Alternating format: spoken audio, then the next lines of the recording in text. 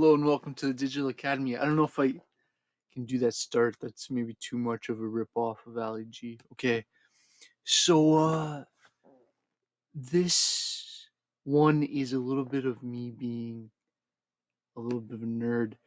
I want to get into a little bit at some point especially over the summer, into history and get into some of the more complicated stuff. I really want to do some stuff on World War One and Two, on ancient history as well. But and I want to get into some of this mythology around Greek and especially Greek and Roman mythology. Think of Greek mythology, is that's the one that people know more about, right? The stories around people like Zeus and Poseidon and Apollo. Roman mythology, think of a lot of these names are around names that you associate with the planets, right? So Jupiter and Mars and Mercury. So yeah, so let's listen to this. This is pretty cool. I watched the first like 2 minutes of this, and I was like, I'm gonna save this for a reaction video. So let's do this. Roman mythology animated. Late night edition, Digital Academy. Let's do this. Roman mythology. Okay, so besides history, mythology has always been a guilty pleasure of mine. And boy have I been waiting to do this topic for a while. As a function of popularity, Roman mythos isn't nearly as popular as its Greek counterpart, since the Romans were more preoccupied with empire building and Caesar killing than they were with their oral traditions. But they did name the planets after their deities, which is nice.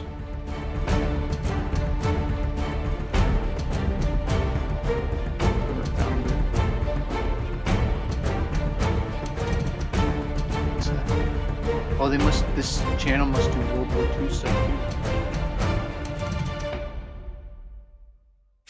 Okay, so the Romans borrowed heavily from the Greek pantheons and also appropriated many of their homegrown deities into Greek equivalents. The Italian peninsula had been in contact with the Greeks for centuries, and Greek colonies were spread throughout the Mediterranean, so this was somewhat inevitable. To get some of the bigger famous gods out of the way, the Roman pantheon corresponded mostly with the third Greek dynasty called the Olympians. Zeus, Hera, and Athena became Jupiter, Juno, and Minerva respectively, the three patron gods of Rome. So Ares, Aphrodite, and Poseidon became Mars, Venus, and Neptune. Hermes, with his cool winged shoes, became Mercury, the god of communication, transport, and commerce. The famous Titan equivalents are the first gods Uranus of the sky and Gaia of the earth, who, through their marriage, bore Saturn, one of the oldest and most famous gods of Roman mythology. Saturn was hugely important to the Romans, as he reigned the supreme deity and father of Jupiter, corresponding to his Greek equivalent Kronos. Right now, this is kind of interesting. Why we also still call it Saturday, right? The day of Saturn. We celebrate that every weekend. The age of Latin dominance over Italy is said to be attributed to him, and his name lives on in the planet Saturn and the sixth day of the week, Saturday. The winter solstice festival became dedicated to him in the month of December as Saturnalius, or Saturn Festival, and Christmas was later moved to December 25th to coincide with it, illustrating just how important it was to the Romans. Hades, the Greek god of the underworld, would become Pluto. Hephaestus, the Greek god of fire, became Vulcan, where the modern word volcano comes from. The odd one out was Apollo, who seems to have blended over time with some other deities.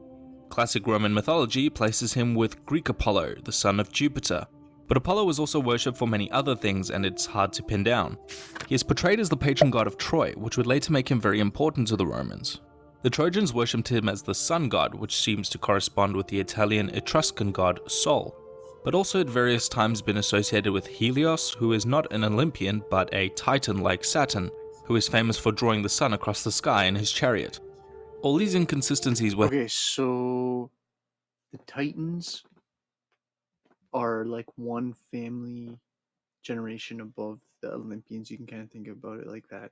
So an example would be like Zeus is a Titan, Hercules is an Olympian. Were hand-waved somewhat, as the customs, festivals, and worship mattered a lot more to the Italians than the myths or the stories. But don't take my word for it, I wasn't there. Of the stories, there are some good ones. Hercules was adopted from the Greek hero Heracles, the son of Zeus and a mortal woman. Heracles was an immensely influential character in Roman times, and his stories feature heavily. Besides the well-known 12 tasks, Heracles also has stories featuring him in the Roman Empire, such as killing Vulcan's son Casus, the fire-breathing giant, or when he visited Germany with some of the locals identifying him as Thor. Hercules is said to have visited a town on the southern shores of Gaul and chased away the gods that were terrifying the locals. In honor of him, they built the temple of Hercules Maniakos, which I'm sure you've pieced together eventually became Monaco. Many of these stories were compiled into literature, the most famous of which was the Aeneid, an epic saga containing the founding myths of Rome. Virgil, the poet and writer, was commissioned by Caesar Augustus to write an epic poem about himself and his glorious life, to which Virgil said sure, and then immediately began work compiling a historical epic on the history of Rome to stick it to Augustus, who he didn't like very much. Virgil compiled several stories and sources relating to Rome's history into one epic saga spanning 3 continents and many years. Initially meaning to serve as a sequel to Homer's Iliad and Odyssey, but also heavily borrowing from both. The Aeneid, much like the Odyssey, picks up soon after the Trojan War, with Aeneas, a Trojan warrior and son of Venus, tasked with taking the Trojan survivors and finding them a new home. Either that or he ran away, sources disagree. The Trojan refugees took a fleet of ships and began their epic quest to find their prophesied new home of Italy. This being far too mortal a quest, the gods couldn't help themselves by getting involved. Aeneas' journey was interfered by competing gods who either did or did not want the Trojans to find a new home.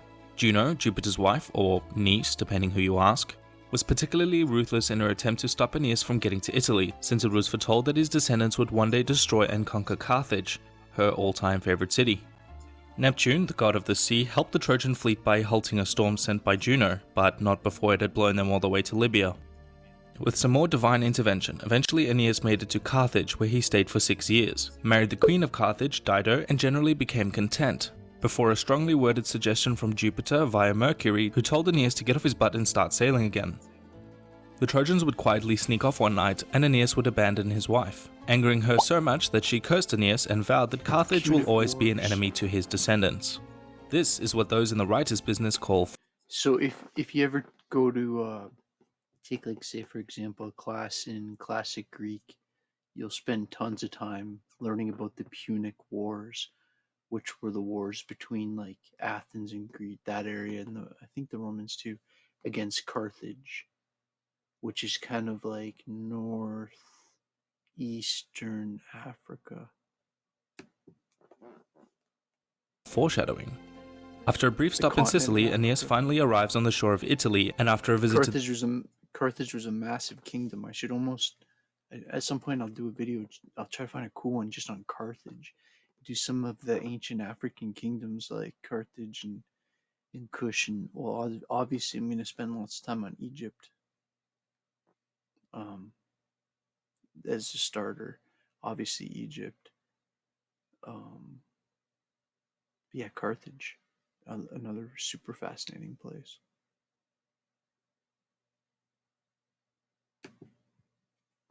To the underworld, he learns of his destiny to become the father of the Roman Empire. So, no pressure. Hopping on his boat again, the Trojans settled the Italian kingdom of Latium and immediately started a war. Seriously, the rest of the book is just war between competing suitors to the Latium. Right, Latium, we talked about that in class. That's where the language of Latin, the dialect of that area, that type of Italian, I guess, is where Latin comes from. And then Latin influenced so many of the other languages, European languages. Latin princess's hand. Tiberinus, god of the Tiber River and son of the Titan Oceanus, helped Aeneas in the war. Linked to geography, he once again assured Aeneas that Italy was to be his home and that he should found a settlement and become father to the world's greatest empire. Aeneas then founded the city of Alba Longa in Latium and became its first king. His descendants would rule the city until the birth of the princess Rhea Silva. Rhea became pregnant with the sons of the Roman god Mars, eventually giving birth to twins she named Romulus and Remus. Their granduncle, the king of Elba, saw them as a threat to his rule and ordered them killed, whereupon they were thrown into the Tiber River to die. Tiberinus then rescued the twins, and a she-wolf found the boys and suckled them to keep them alive. The boys grew up in an area of 7 hills and became great warriors, and after learning who they were, they led a revolt against the king, their uncle, who had himself usurped the throne from Romulus and Remus's grandfather, Numitor. With Numitor back on the throne, the twins returned to the 7 hills they were raised on. A disagreement on where to settle down led to a fight between the two, and Romulus killed his brother. Romulus then created a settlement and named it after himself, Rome, and reigned as its first king. And that is how the Trojan refugees would live on to become the legendary founders of the Roman Empire. The Trojan refugees became the Roman Empire. This video has once again That's been made their kind of, possible with Skillshare. it's their origin story. So again, there's a lot in that video. I don't know if you guys thought that was cool or boring, or I think it was easy to get buried in names there. But I think the general idea, it's so interesting to look at how like Greece and Rome were these, or like Athens and some of these major Roman cities, they were these powers that had such a huge influence, right? Whether you're talking about like the whole Roman Empire, whether you're talking about after that with Roman Catholicism, Christianity, or whether you're talking about Greeks' philosophical influence. You know, when people say philosophy, they basically most of the time mean Greek philosophy. Like it's that much of an influence, especially obviously like the big three of Socrates, Plato, and Aristotle. Um, so yeah, anyways, that's me being. This is just kind of. I think I'm gonna just do a variety of videos. I'll try to kind of give a heads up in the title, the type of video it is. Um, and then if it's something you're interested in, then go for it or not. I think if I try to make videos that everyone's gonna like, I'll just box myself into a corner of not being able to do anything. So I'm just gonna do what I think's cool, and then try to do a bit of a variety around these kind of general topic areas. Anyways, way too much talking.